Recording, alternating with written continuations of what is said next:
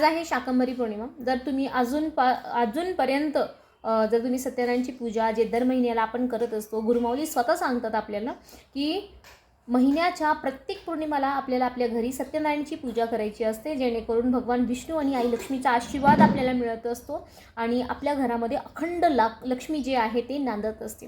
तर त्यासाठी दर महिन्याला आपल्याला पौर्णिमेला सत्यनारायणची पूजा करायची आहे।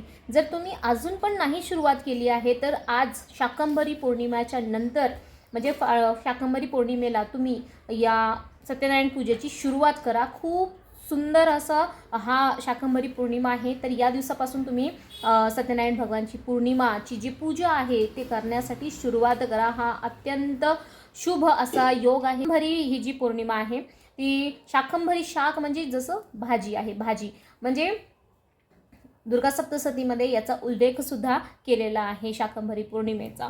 तर त्यामध्ये असं सांगितले की पृथ्वी तलावरती जेव्हा पाणी नव्हतं, सगळे अवृष्टी होत होती, म्हणजे पाऊस नव्हता, पाणी नव्हता, सगळे असेच तडपडत होते जेवण्यासाठी, पाण्यासाठी। तेव्हा आई सगळ्यांनी मिळून, जसे काहीही आयुष्यामध्ये अडचणी आली त्यांच्या, तर इंद्रदेव, तुम्ही सिरियलमध्ये सुद्धा बघितलं असेल, इंद्रदेव सगळे देव मिळून महादेवाकडे जातात किंवा भगवान विष्णूकडे जात असतात।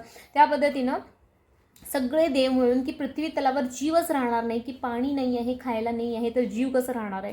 तर त्यासाठी ते सगळे जण मिळून आई भगवतीला प्रसन्न करण्यामागे राहिले होते आणि सगळे देव मिळून जेव्हा आई भगवतीला प्रसन्न केले त्यावेळी आई जे आहे शाकंभरी नावाची ही देवी, हे आईचंच एक रूप आहे शाकंभरी देवी म्हणून, तर ते अवतरले जेणेकरून आपल्या पृथ्वी तलावर मग पाणी, जेवणासाठी जे काही आपले अन्नधान आहे ते सगळं पिकायला सुरुवात झाली।